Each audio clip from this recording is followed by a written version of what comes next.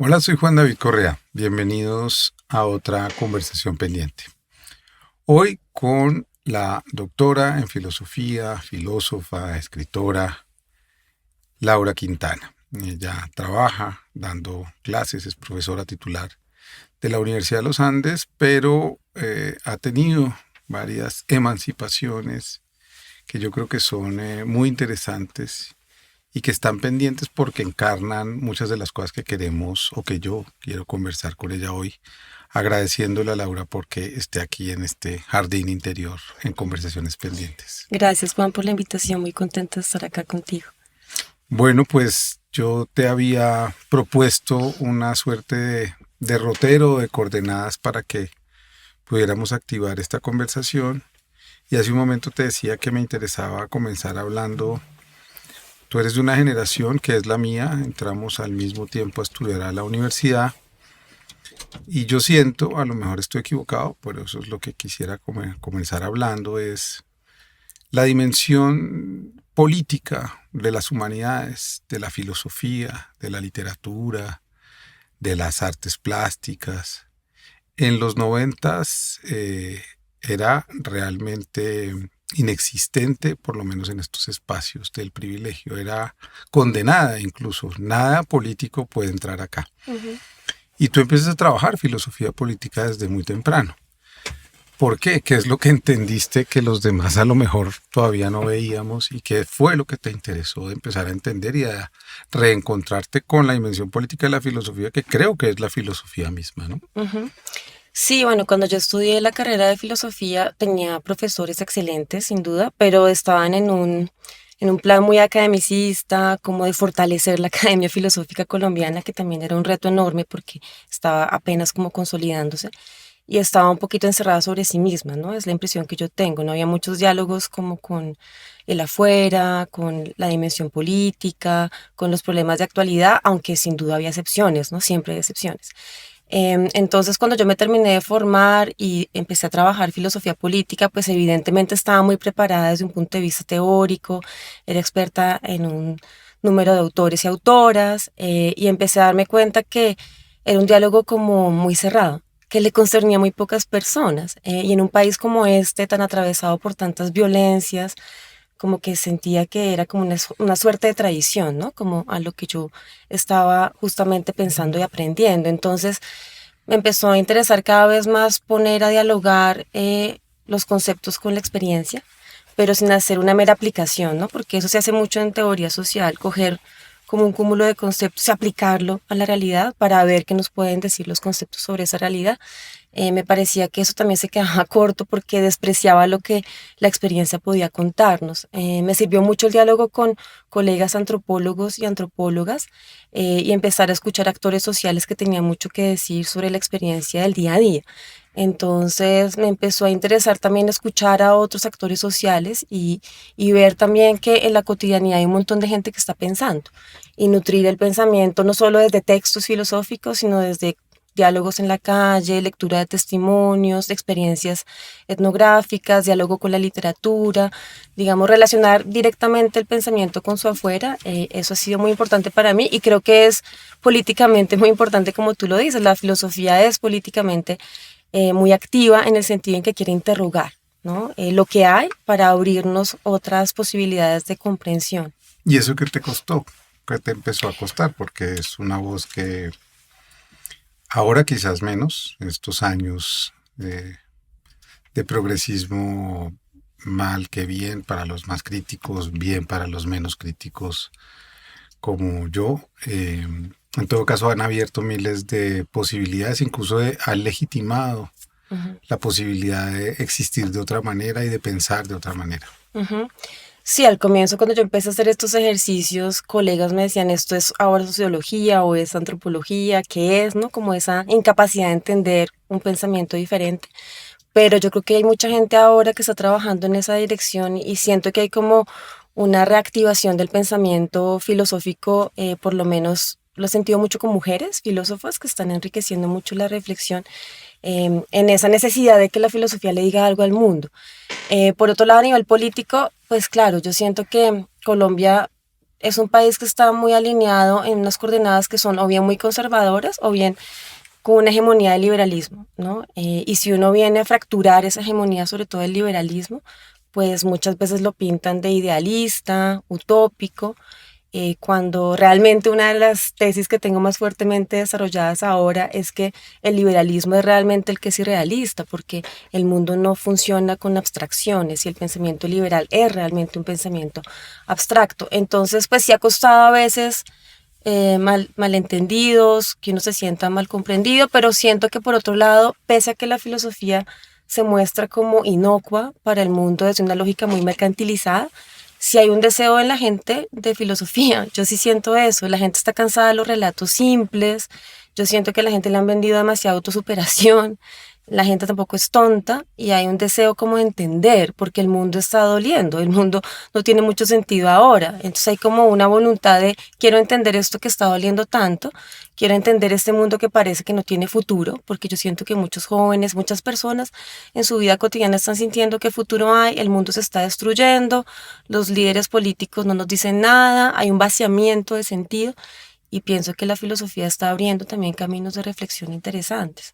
Si bajaras eso de las abstracciones del liberalismo a nuestra vida política, ¿cómo le dirías a alguien para bajar esos conceptos a la realidad política? ¿Qué quiere decir eso de que el liberalismo actúa desde las abstracciones o piensa desde las abstracciones? Pues primero la idea de libertad individual, que somos sujetos completamente individuales y libres en tanto que individuos. Nunca somos esos individuos completamente autónomos y soberanos, porque desde que nacemos somos los más dependientes, necesitamos de múltiples cuidados.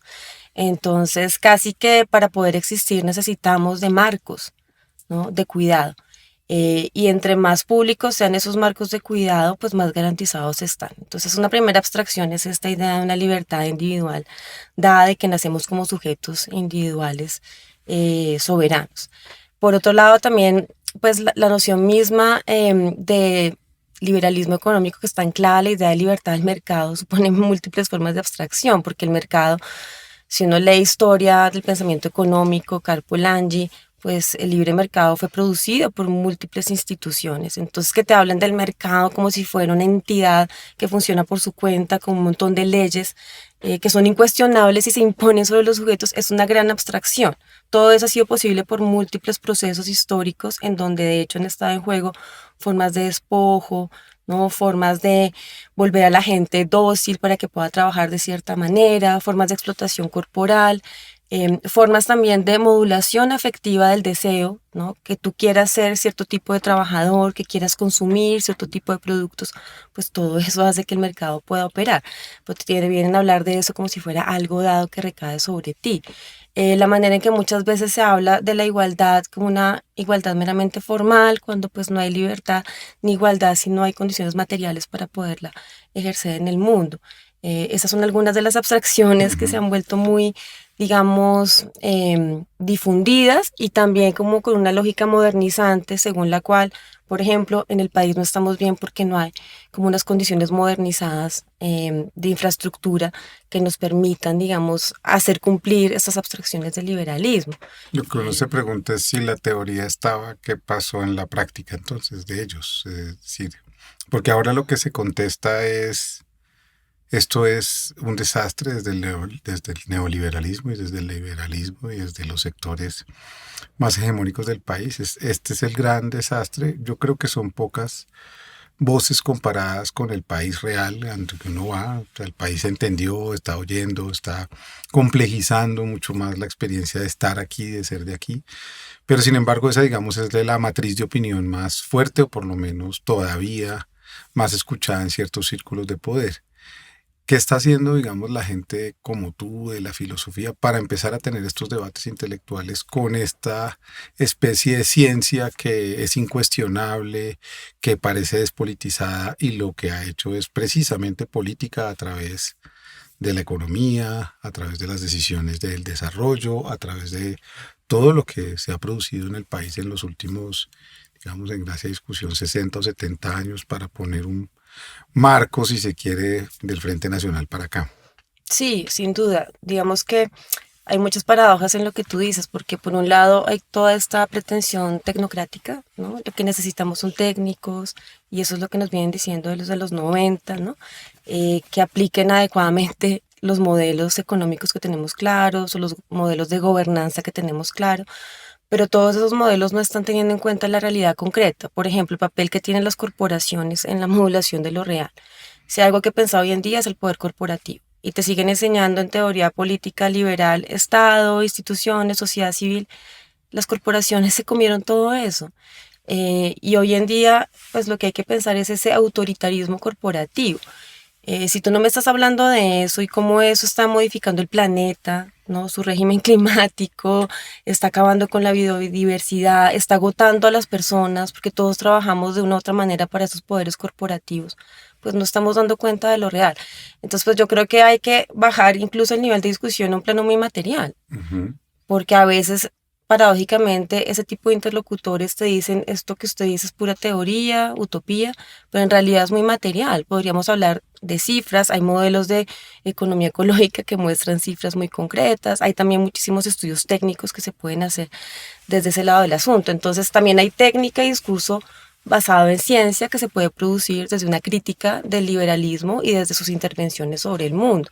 Por otro lado, pues todo también es político, no hay ciencia sin política, todo discurso está enmarcado en un horizonte pues ya previamente ordenado, donde hay intereses, ¿no? Entonces, pues ese discurso tecnócrata es mucho más ideológico, ¿no? Porque está encubriendo realmente los intereses que están condicionándolo. Entonces, pues yo creo que realmente es un debate en donde está en juego también escuchar las necesidades de la gente, y poder hacer pues una ciencia mucho más localizada, un conocimiento mucho más anclado al territorio, a los territorios y lo que la gente piensa y siente, porque de hecho lo que pasa con estas lógicas tecnocráticas es que muchas veces son muy invasivas, verticales, y terminan siendo muy desconsideradas de los contextos, y eso también traiciona compromisos científicos contemporáneos. Es un compromiso de la ciencia contemporánea poder construirse situadamente, atendiendo necesidades territoriales, y eso se pierde de vista en esos discursos abstractos. Entonces yo creo que hay que aterrizar los discursos y mostrar los efectos materiales de los discursos. Eso tiene que ver con la mentalidad y con decisiones que también desde cierta prevalencia de ciertos conocimientos se han tomado para gobernar este país, dejando por fuera un montón de ideas, conocimientos, prácticas, saberes, y evidentemente encarnado en un problema de clase, con lo difícil que sería eso, ya lo podemos hablar también, porque pues no hay una especie de cuerpo de clase abstracto, único, no hay una élite que sea toda igual, no es un bloque de élite. Pero digamos que nosotros provenimos de una clase media alta o en todo caso mucho más privilegiada que el resto del país. Si no te pueden contestar el argumento porque lo materializas y les muestras evidencia científica, datos, el otro argumento es, en todo caso, usted habla con mucha comodidad de estos temas porque usted tiene privilegios. ¿Cómo empezar a deconstruir, si se quiere, a ponerse en cuestión esas contradicciones que estamos viviendo nosotros mismos al producir una crítica cultural? Ujú. Sí, yo creo que al campo de la crítica cultural le ha hecho mucho daño un discurso de la política identitaria, en donde tú solo puedes decir lo que te identifica, pero es que las identidades son algo muy complejo, ¿no? Claro, yo soy una persona muy privilegiada que viene de un sector medio alto, pero pues la historia familiar también tiene un montón de capas heterogéneas que vienen también de familiares que tienen que ver con el campo, que tuvieron que ver con la violencia. Es decir, cada quien en su historia vital puede tener muchas más capas heterogéneas que va mostrando que la identidad es algo más complejo. Por otro lado, cada quien tiene capacidades para desplazarse del lugar que le fue asignado o donde se movió. Entonces no nos define dónde estudiamos o dónde vivimos, sino que podemos tener un movimiento también corporal, y la emancipación que la gente puede llevar a cabo también tiene que ver con eso, con poder moverse de esos lugares socialmente establecidos y pensar otras cosas. Recientemente lo ponía en un tuit, hay afortunadamente formas de desclasamiento, desclasificación y de movilidad a nivel de poder pensar fuera de los marcadores de clase asignados, y eso hace que uno pueda ser crítico, si no, no habría capacidad crítica. Entonces yo creo que obviamente uno puede también tomar distancia de la clase donde fue, digamos, donde se movió más o donde se educó, incluso pues sí, yo tengo mis hijos en un colegio que puede ser muy gomelo, como sea, pero yo no compro todo el libreto de ese colegio, y también me crea muchos cuestionamientos que estudian justamente ahí. Nos movemos en contradicciones constantes. Trabajo en una universidad de élite, pero no quiere decir que no pueda tener también cuestionamientos sobre esa élite y cómo se ha formado. La historia de Colombia tristemente tiene que ver con una élite pues que ha mantenido la pretensión de ser la dueña del país y no ha dejado, digamos, de hacer valer como sea, cueste lo que sea, pues esa pretensión de dominar sobre los destinos del país. Y evidentemente ha habido como una tendencia andinocéntrica, nosotros mismos somos de la región andina, podríamos replicar todo esto, pero reconocerlo no supone que uno simplemente tenga que ocupar el lugar en donde nació y se formó, sino que uno pueda justamente moverse, de ahí poderlo cuestionar. Entonces, pues sin duda creo que en Colombia hace falta deslocalizarse, abrirse a otras formas de conocimiento, poder reconocer también estas lógicas de privilegio como lo han permeado a uno, pero tampoco caer en la posición de que no pueda hablar si ya quedé atrapada en esa posición. ¿Y cómo lidias estas discusiones en el mundo filosófico que todavía sigue aferrado a esa suerte de academicismo filosófico que todavía se enseña en las universidades o incluso en los colegios? ¿Qué filosofía se enseña hoy en los colegios? ¿De Mm, cómo se habla de filosofía todavía hoy? Pues depende mucho de los docentes y las docentes. Yo creo que hay docentes que están muy preocupados por conectar la filosofía con la vida cotidiana también, en parte porque tienen estudiantes muy distraídos a veces, que no les importa para nada lo que están enseñando. Entonces, una manera de conectar a los estudiantes con, pues, con la filosofía que puede parecer muy abstracta, yo lo he visto en algunos docentes de colegio con los que he hablado, pues es justamente situarlos en la vida cotidiana. Entonces, veo que hay luchas diferentes de gente en las clases, depende de los colegios, depende de los estudiantes que enfrentan. Hay experiencias muy bonitas, de hecho, ¿no? Conocí, por ejemplo, experimentaciones que hacían con los volúmenes de la Comisión de la Verdad o con textos que vienen de otros lugares para hacer pensar a los chicos y las chicas otras cosas. En las universidades también he visto que hay muchos retos porque enfrentar estudiantes que tienen una atención muy disipada y que están todo el tiempo capturados por esta lógica de la desatención, que se promueve mucho con los medios contemporáneos, pues ha creado muchas inquietudes, y veo que hay como más conciencia. En la academia hay algo que hacer con esto porque realmente nos estamos quedando sin estudiantes críticos, y eso es muy aterrador, ¿no? Enseñar a estudiantes que están con la cabeza en el celular así es muy inquietante. Entonces, pues yo creo que hay como una necesidad de repensarse las prácticas pedagógicas, las prácticas académicas. Obviamente hay quienes todavía defienden una lógica muy de nicho y quieren dejar a la academia muy encerrada sobre sí misma, pero también veo como un movimiento como más coherente con las necesidades del presente en muchos colegas que están sintiéndose muy solos en la actividad tan dura de enseñar. Ahí viene un tema que para ti ha sido importante, que es devolverle a la filosofía la dimensión del cuerpo. Escribiste un libro que se llama Política de los Cuerpos. ¿Por qué no nos cuentas un poco qué es eso de devolverle el cuerpo a la filosofía, de que volvamos a sentir y a entender que en nuestro cuerpo podemos albergar muchas de las potencias emancipadoras, transformadoras? Es decir, eso puede estar en nosotros. Ujú. Sí, me preguntan mucho por qué política de los cuerpos, porque hemos naturalizado que política es de los ciudadanos o de los sujetos de derecho, y a mí me parece que esas nociones son mucho más abstractas que el cuerpo mismo. No, no hay nada más tangible y concreto que el cuerpo, y todo pasa por el cuerpo, ¿no? El deseo, el hambre, ¿no? Las necesidades. Entonces, me parece muy importante hacer valer, ¿no? El hecho de que nuestras decisiones políticas, nuestros deseos, nuestros ideales, pues siempre surgen de un cuerpo situado en un lugar, en la manera en que fue configurado, en unas prácticas gestuales, en una manera de autorreconocerse, en los afectos, ¿no? Toda la dimensión del afecto ha sido muy importante para mí, ¿no? El afecto es el efecto que produce el mundo sobre mi cuerpo, cómo me experimento en el día a día. Entonces, pues eso implica reconocer que el cuerpo tampoco es una entidad biológica cerrada, sino que evidentemente es un cuerpo biológico, la biología también es algo muy complejo, pero atravesado todo el tiempo por capas de cultura que ya están entramadas en lo que soy como corporalidad.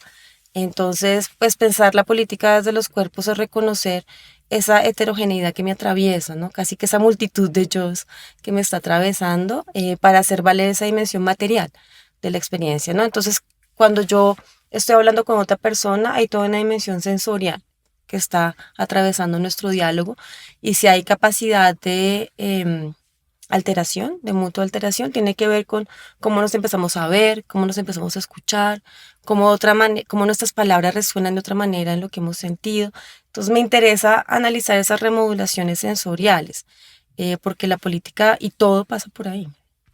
Y pasa por el afecto, que prefieres como palabra a las emociones, porque me gustaría que le cuentes o nos cuentes por qué hablas más de afectos que de emociones y por qué quizás el mundo de las emociones también ha sido capturado, por lo menos discursivamente, por el neoliberalismo y convertido, si se quiere, en una especie de elixir y de pantalla de pantalla que elude el verdadero problema Ujú. del conflicto en el afecto, en fin. Ujú. Claro, hoy en día se habla muchísimo de emociones, películas para niños y demás, se habla mucho de inteligencia emocional, porque hay un reconocimiento de que es importante esa modulación de las emociones.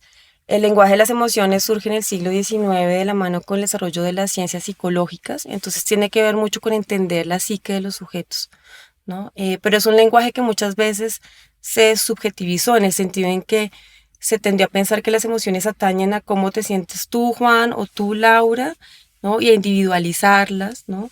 Con la pretensión de nombrarlas, poder catalogarlas y entenderlas para administrarlas, ¿no? Entonces una pretensión como de gestión emocional Y después y medicalizarlas. luego eventualmente medicalizarlas cuando se ve que no funcionan como se quisiera Es que decir, funcionen. volverlas un negocio también. Sí, exacto.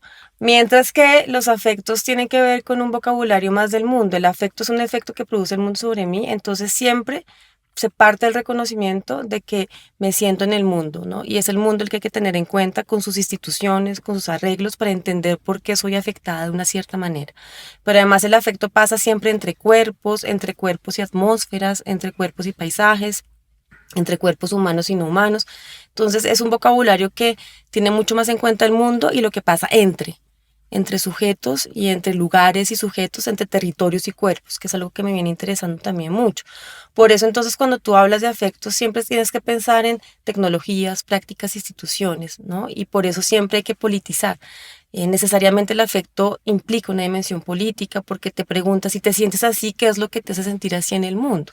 No es un problema simplemente del sujeto y su psique y de autorresponsabilizar al sujeto, sino de entender qué del mundo hace que el sujeto se sienta como se siente. Tecnologías. Entonces, dime eso, hablemos un poco de esas tres particularidades. Tecnologías primero. Ujú, ¿Qué es, qué media eso en los afectos de hoy o qué has pensado claro. y qué has leído sobre eso? Claro, tecnologías son como las lógicas que orientan las técnicas contemporáneas, ¿no? Porque toda técnica se produce en un contexto, en un entramado político, ¿no? No hay técnica neutra, ¿no? Entonces estamos todo el tiempo organizando nuestra vida cotidiana por tecnologías que ya han transformado nuestros cuerpos. Yo me levanto y lo primero que quiero hacer es tomar el celular en mi mano para conectarme con el mundo, a una serie de automatismos que ya están impregnados en lo que soy. El cerebro mismo ya se ha transformado con el uso de esas tecnologías y me imponen, por ejemplo, un cierto ritmo, ¿no? Es muy interesante pensar los tiempos y los ritmos que me imponen esas tecnologías,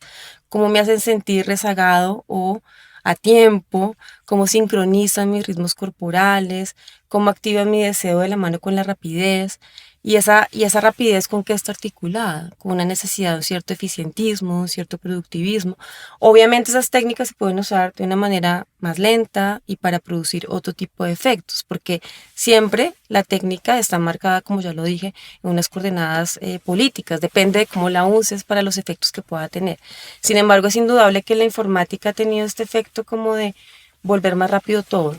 Y eso sin duda pues lo estamos viendo ahora también con algunas pérdidas que estamos constatando, ¿no? Y por eso el deseo de muchos de volver a unos tiempos más lentos, usar esas técnicas incluso para ralentizar, porque pues se pueden hacer también usos contrahegemónicos, ¿no? Entonces la tecnología depende de cómo la uses, pero sin duda tiene efectos muy constatables en la corporalidad y en cómo nos relacionamos como sujetos. Viajar, ¿no? Viajar de verdad, porque ya no viajamos, estamos en el mundo, pero no estamos en ninguna parte.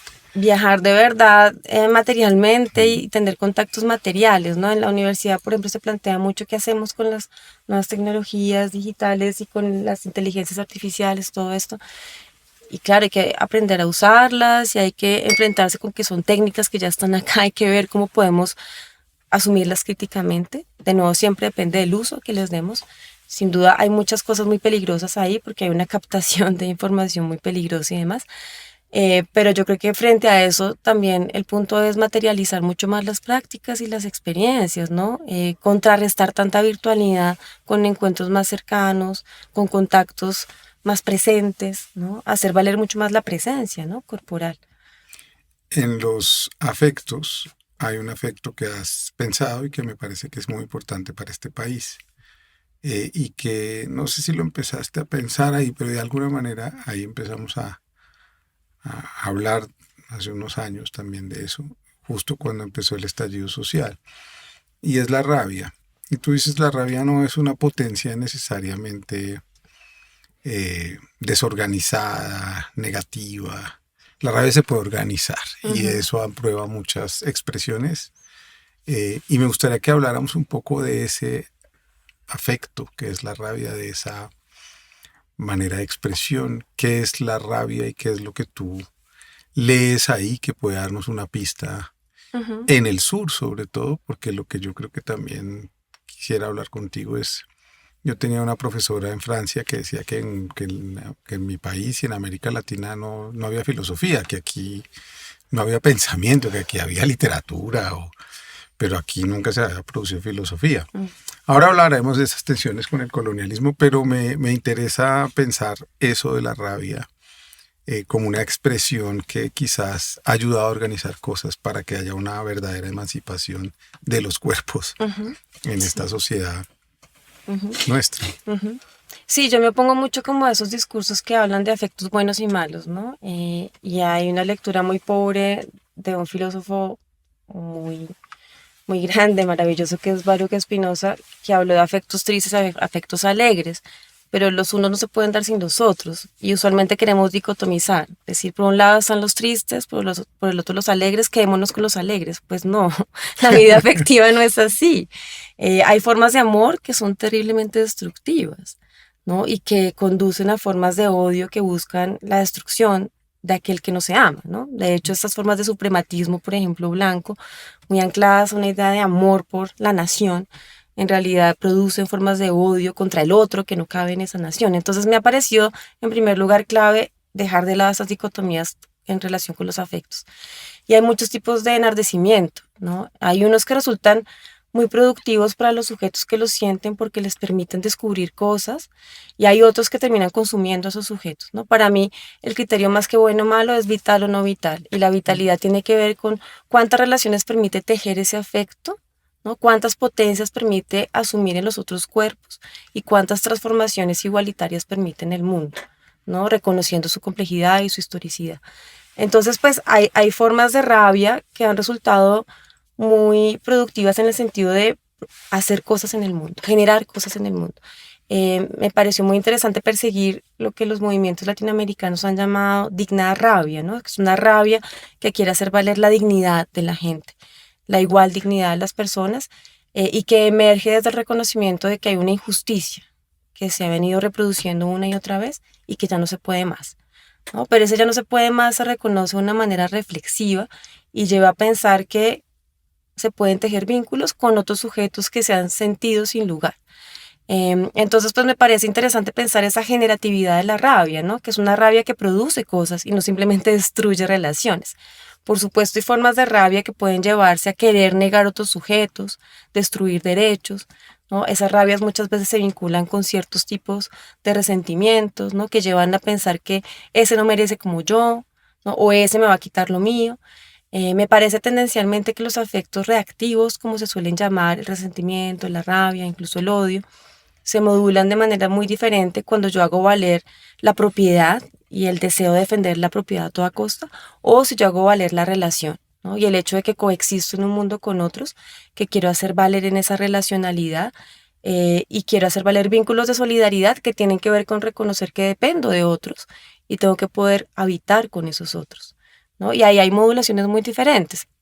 En el caso de la rabia, a mí me molestaba mucho que había como una suerte de satanización, ¿no? La gente salió a protestar y tenía rabia, entonces fue irracional. Eso es una manera de no entender, uno, que la razón siempre es afectiva, o sea, no hay racionalidad sin afectos, y dos, que hay una racionalidad también en las acciones que incluso se planifican con digna rabia para hacer valer, por ejemplo, formas de violencia estética, como me pareció interesante llamarlas, ¿no? Que destruyen monumentos, aplican pues una cierta violencia contra infraestructura pública que relaciona con formas de dominación, pero se abstienen, por ejemplo, de hacer violencia contra otros cuerpos o contra otros sujetos. Entonces hay un montón de diferencias que hay que hacer, y me abstengo simplemente de esos discursos que dicen hubo rabia ahí, hubo violencia, eso es inaceptable, porque eso también es empobrecer la discusión sobre violencia, ¿no? La violencia siempre emerge en relación. Y hay múltiples formas de violencia y siempre para juzgar un evento violento hay que tener en cuenta el diagrama de fuerzas en donde emergió. Simplemente quedarse con el foco en el momento del evento puntual, abstrayendo de esas relaciones, es producir incluso a veces más violencia. ¿Y qué piensas de la rabia que se ha producido hoy contra esos sujetos que llegamos al gobierno y que para muchas personas que estaban tradicionalmente en el poder no merecíamos o no merecían estar allí? Mm. Es decir, ¿qué has pensado de esa rabia? Porque hay una rabia muy grande. Claro, sin duda. Yo he vinculado eso con ciertas formas de resentimiento, en el sentido en que hay algo también del resentimiento, paradójicamente, un paréntesis, muchas veces se ha vendido la idea del resentimiento es un afecto de pobres, ¿no? Y es una forma como de casi que desvalorizar la lucha social, ¿no? Decir, resentidos que quieren moverse del lugar. Bueno, yo creo que es una lectura muy inadecuada del resentimiento. El resentimiento es producido tendencialmente por una mentalidad que quiere hacer valer como unos merecimientos que no se quieren perder, ¿no? Y el resentimiento, de hecho, eso está muy estudiado, ha sido bastante movilizado por el capitalismo. Vea, no pierda esto que le ha costado tanto conseguirlo, defiéndalo. Y es un sentimiento que se apoya mucho en la memoria de un daño y quiere dejar a los sujetos casi que enclaustrados en esa memoria de un daño que no se quiere dejar pasar. Usted sufrió esto, recuérdelo y encuentre el culpable, ¿no? Es un sentimiento muy culpabilizado.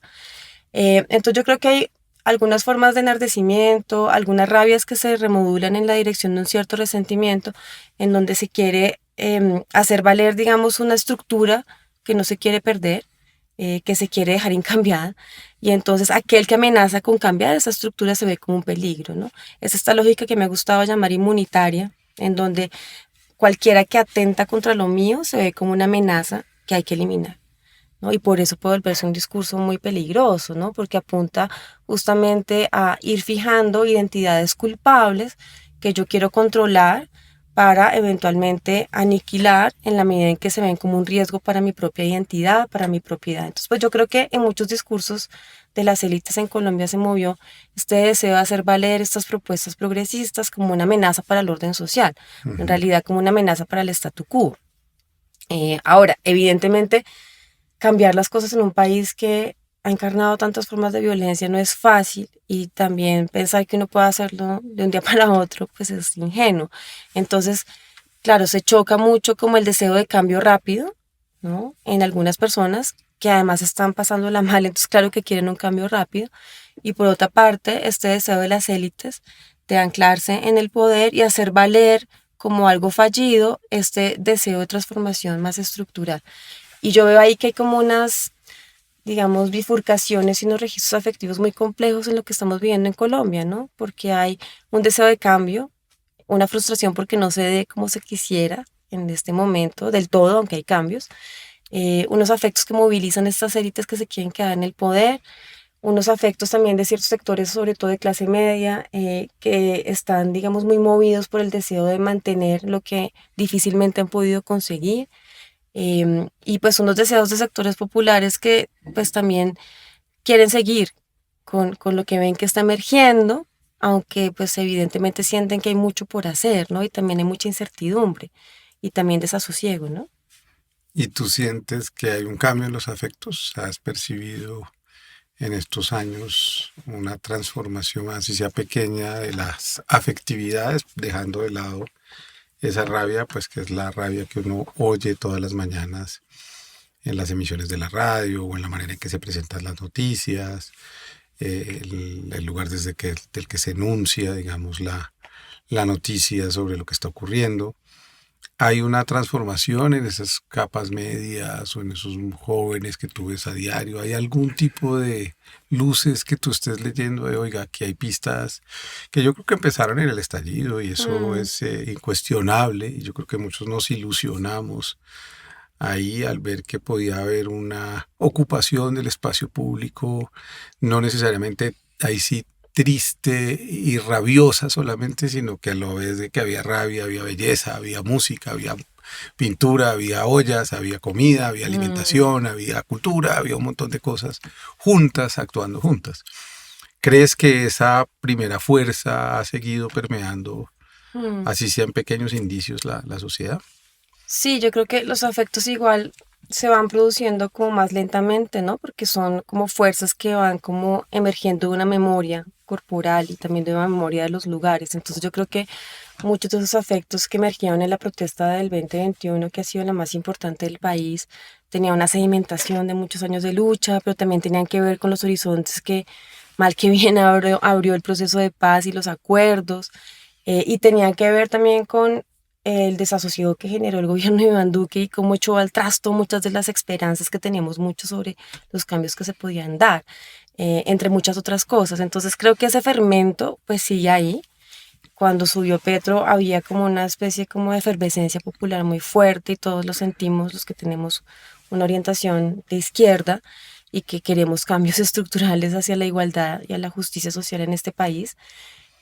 Sin duda luego empezó a haber un poco más esta experiencia de frustración que siempre pasa porque queremos cambios, y son difíciles de lograr en medio de una oposición pues tan brutal como la que se da en Colombia, con unas posiciones tan peligrosas, con unos discursos que también quieren evitar cualquier transformación significativa, pero también por errores que ha tenido el mismo progresismo, por negociaciones que se han hecho con sectores tradicionales que a veces ponen en cuestión los deseos de cambio de mucha gente, algo que es muy peligroso en Colombia, en el sentido en que pues deja, o sea, hace perder matices.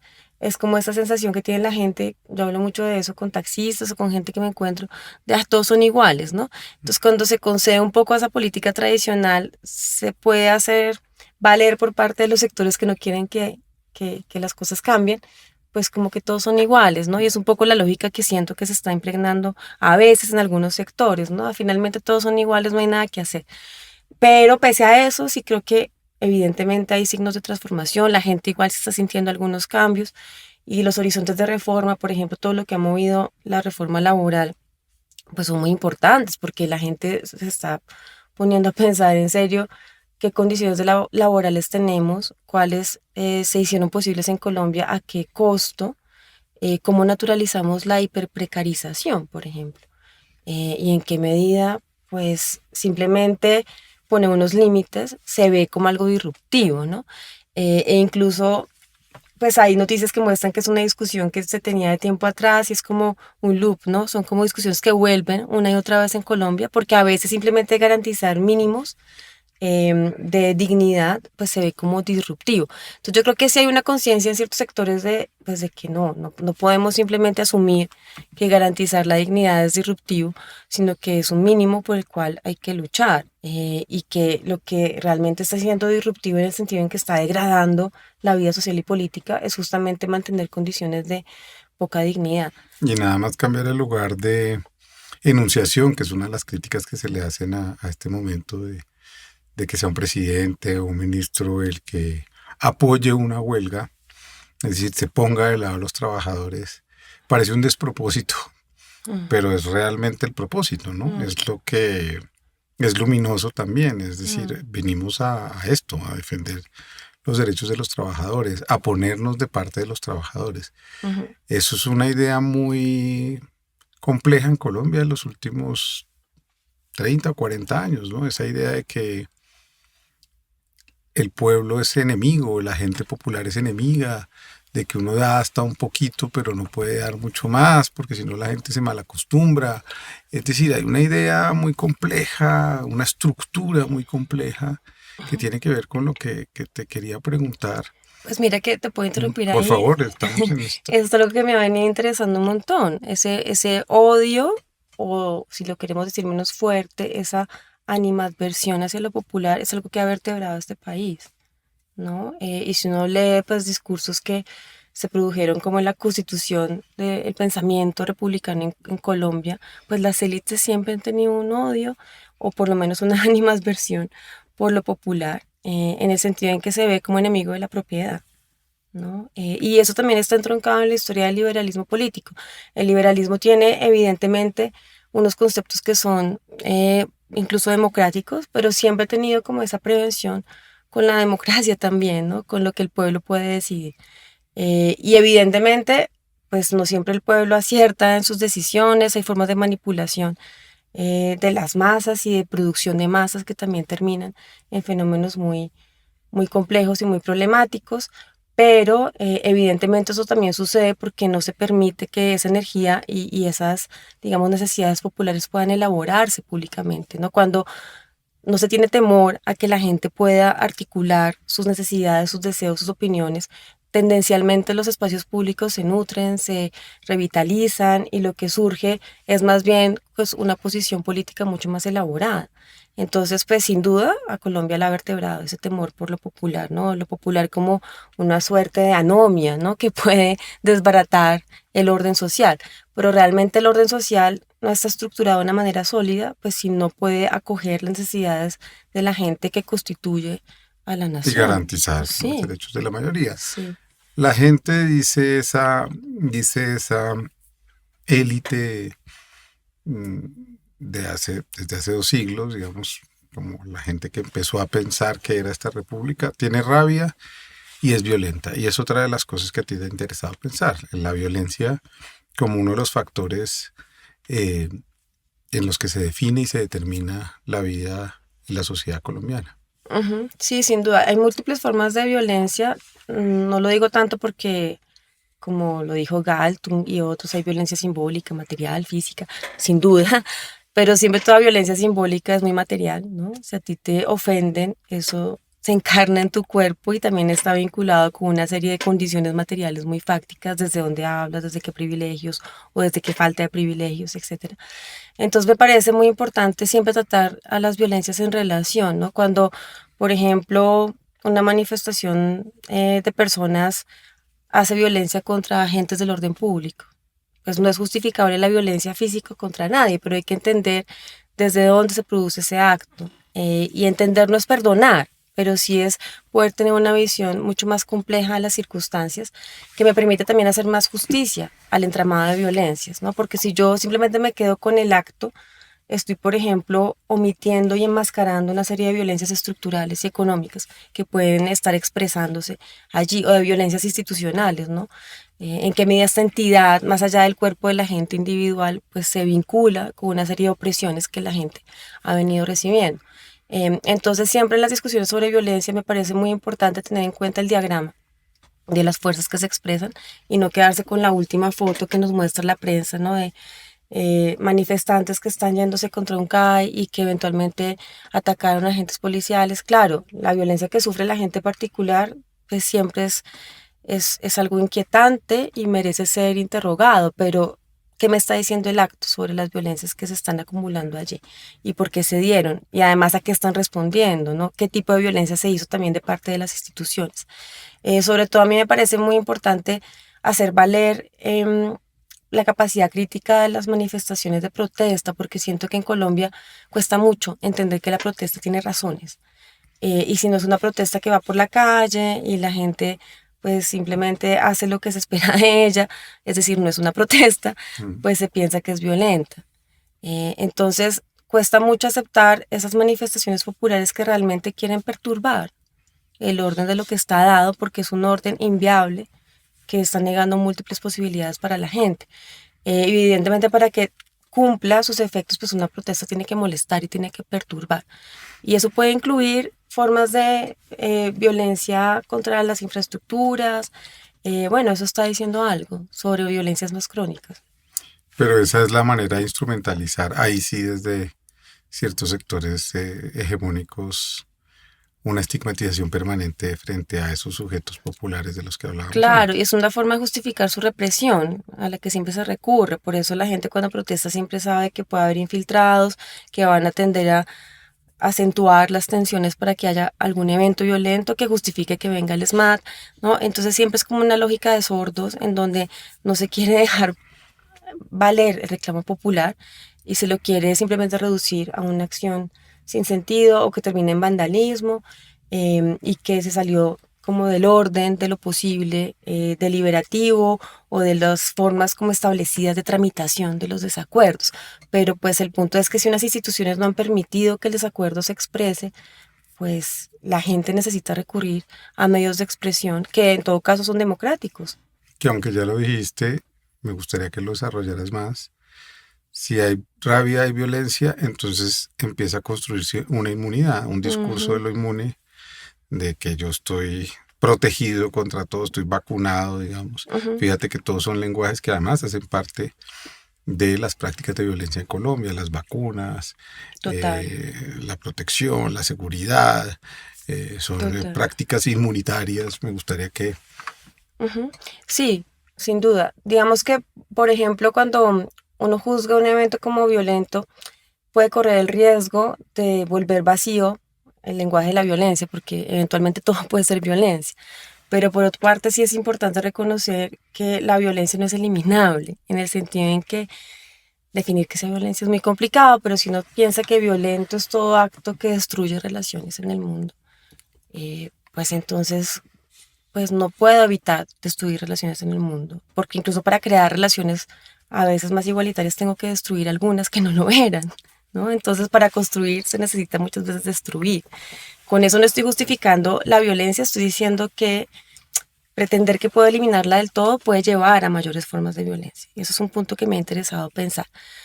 De lo que se trata entonces es de reducir las violencias más cruentas. ¿Cuáles son las violencias más cruentas y más crueles? Las violencias sistemáticas, las violencias estructurales, las violencias que impiden de manera crónica que las personas puedan desarrollarse en sus capacidades y que las limitan a un lugar de marginalidad que casi que se naturaliza, por ejemplo. Eso para mí es una violencia que es cruel.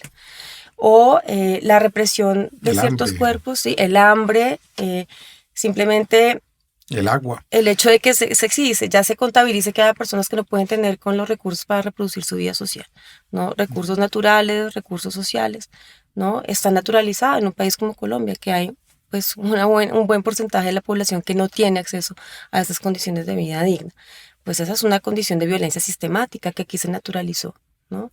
Y eso evidentemente es mucho pues más violento que alguien haga, digamos, un acto que se juzgue como vandálico contra un CAI o contra una infraestructura pública, ¿no? Entonces, digamos que me parece que hay que siempre percatarse de qué crea condiciones de crueldad. Y esa noción de crueldad me parece importante. Crueldad es aquello que quiere impedir que alguien se desarrolle sus capacidades y quiere impedir que pueda contestar, digamos, esos bloqueos que está encontrando, ¿no?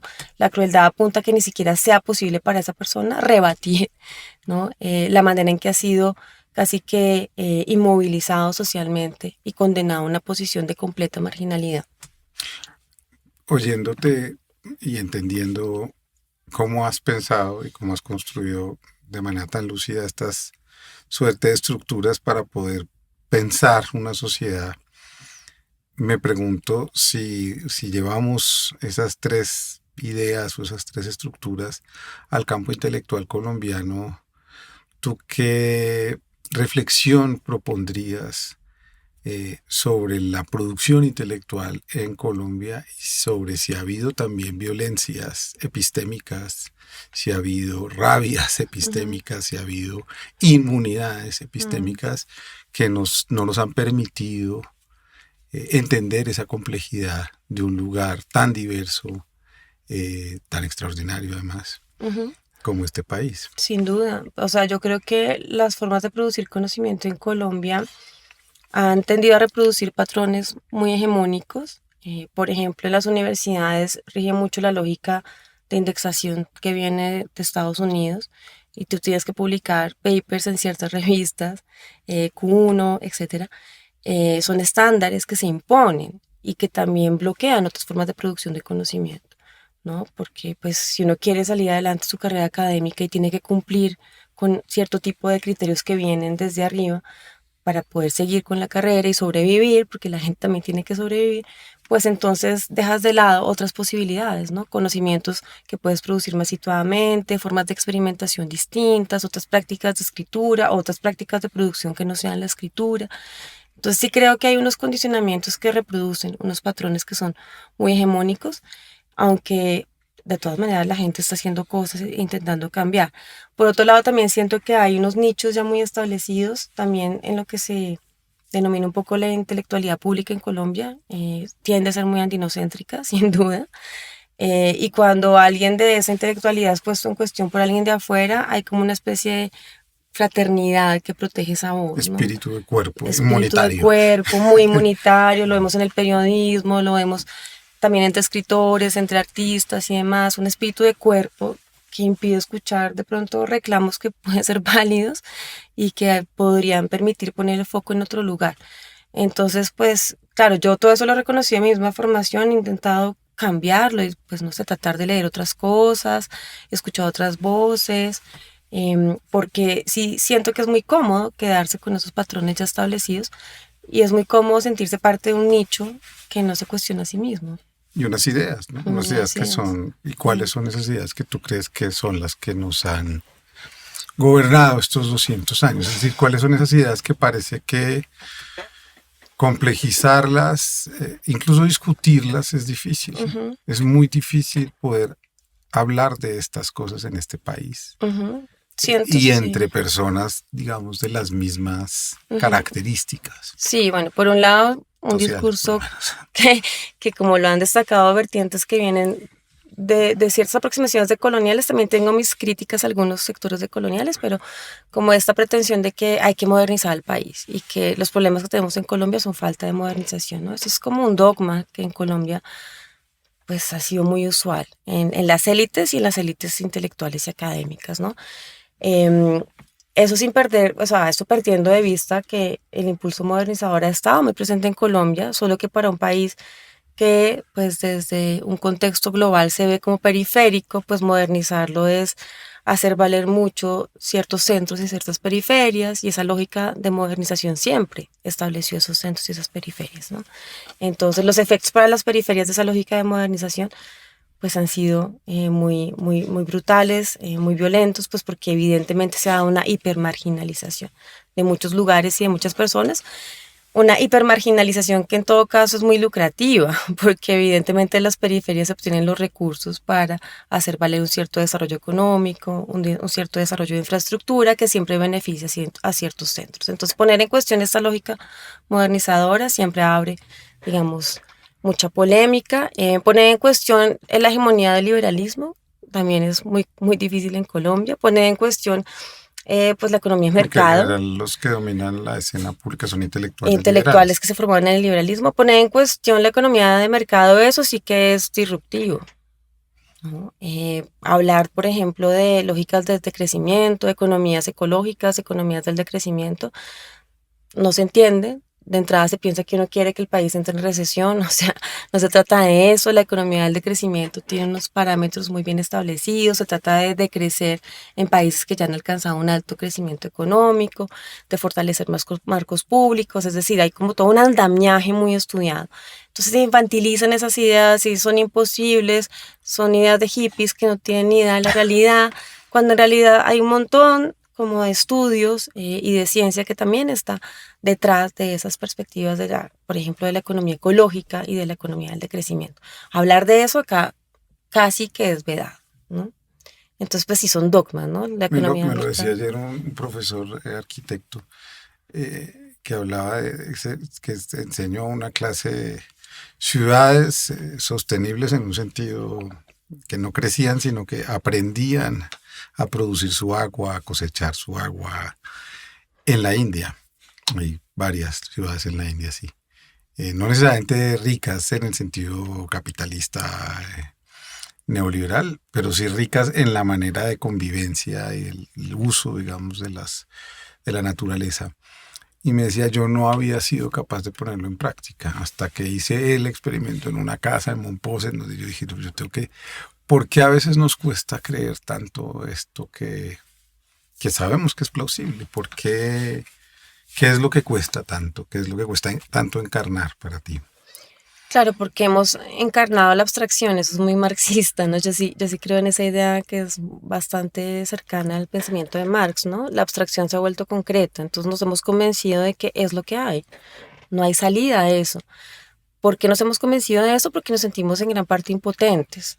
Y eso tiene que ver con el hecho de que nos gobiernan pues unos dueños del mundo, que son básicamente los dueños de grandes corporaciones, son los dueños del mundo hoy en día, pues que evidentemente quieren que todo siga igual, e incluso que quieren seguirle sacando rédito a la devastación ecológica misma, hasta que ya no quede nada que exprimir. Entonces, pues yo creo que lo que más cunde hoy es la impotencia, porque hablando con la gente, muchas personas se están dando cuenta, pues, de que ese régimen de crecimiento, productivismo, consumo, es problemático. Personas del común se están dando cuenta de eso. No podemos seguir consumiendo como venimos consumiendo. Pero si el régimen de producción no cambia, yo puedo ser la persona más ecológica del mundo, hacer reciclaje, hacer compost, todo lo que yo quiera, pero si no cambian las estructuras de producción, pues no voy a tener el impacto que busco. Obviamente los esfuerzos individuales son importantes y entre más podamos contribuir a consumir menos y a estrategias que tienen que ver con cuidar más del mundo, mejor. Pero eso no va a tener el impacto que buscamos si no se cambia el modo de producción. Que tiene que ver con mi última pregunta y es, en los años 90, cuando empezaste a estudiar filosofía, probablemente si se enseñaba Marx en la universidad, era una especie de curiosidad histórica para examinar unas ideas que se habían producido y que ya eran caducas porque ya había pasado, por supuesto, o ya se había decretado por el neoliberalismo el fin de la historia Ujú. y había fracasado el socialismo y el comunismo y de alguna manera redujeron todas las potencias, complejidades, luchas, formas de organización diversa, y todo lo redujeron, digamos, a una especie de bloque mental estalinista, el Gulag, lo que llama Traverso la melancolía de la izquierda, una cosa absoluta, en bloque, que se terminó. Y evidentemente muchos pensadores desde los 60 en Francia y en muchos otros lugares empezaron a recuperar a Marx como una potencia para pensar esto que ya hoy es evidente. Y tú has trabajado últimamente, en los últimos 10 años, a Marx desde ahí. Me gustaría terminar por ahí. ¿Qué es lo que Marx o el posmarxismo nos dice de un momento como este? Porque aquí decir, nada más mencionar a Marx en estos centros liberales de poder era una especie de anatema. Total, y ahora, pues cuando yo he tratado como de reactivar la potencia marxista, se le dice a uno, no, pero eso ya quedó en el pasado, ¿no? Tenemos muy interiorizada esta idea de progreso, ¿no? De tenemos que ir con los tiempos y adaptándonos a lo que exige el momento, cuando yo creo que lo anacrónico es fundamental porque justamente tiene una potencia de transformación enorme. Entonces, al contrario, a mí me ha interesado ahora hacer valer nombres que están olvidados. Polanyi, un autor que recomiendo enormemente. Bueno, Marx nunca está olvidado porque tiene una gran fuerza, sigue teniendo tanto que decir y yo siento que es tremendamente actual, empezando por su crítica a la fetichización de las mercancías, ¿no? El hecho de que quedemos obnubilados por el nuevo producto que sale y abstraigamos de sus condiciones de producción, cómo se produjo, quiénes lo produjeron, en qué condiciones, ¿no? ¿Qué efectos tiene sobre mí? Entonces, esa materialización de la experiencia es algo que yo creo que es fundamental en la lectura que tiene Marx del Capital, ¿no? Dejemos de pensar en esas estructuras abstractas como dadas, ¿no? Sujeto de derechos, individuo, mercado, mercancía. Bueno, ¿cómo se configuraron? ¿No? Ujú. ¿De dónde emergieron? ¿Cuáles son sus condiciones? ¿No? Esa historización, esa materialización me parece fundamental y creo que es algo que casi que es un compromiso político de quienes queremos cambiar las cosas en el mundo. Hay que materializar la percepción y la atención y creo que esa es como la principal enseñanza de Marx, pues que realmente fue disruptiva porque nos enseñó a pensarnos de otra manera. Bueno, ojalá sigas pensándonos de otra manera y ojalá todos lean los libros de Laura Quintana, Rabia, La política de los cuerpos, afectos voraces, se me olvida alguno, Espacios afectivos espacios afectivos y el tiempo que queda recién. y el tiempo que queda. Una mujer que está haciendo filosofía desde el sur, que nos está ayudando a pensar todos estos desafíos, porque otro mundo ya no es necesario, sino que lo tenemos que hacer posible. Gracias, Laura, por Gracias estar a aquí. ti, Juan, por la conversa. Gracias. Y a ustedes los invito para que se unan todos los miércoles a las 7 de la noche y todos los domingos a las 7 de la mañana a estas conversaciones pendientes, para que pensemos juntos, ustedes allá, nosotros acá, y empecemos a conversar, no para tener la razón, sino quizás para llenarnos de razones y entender que el mundo es muy complejo. Hasta la próxima.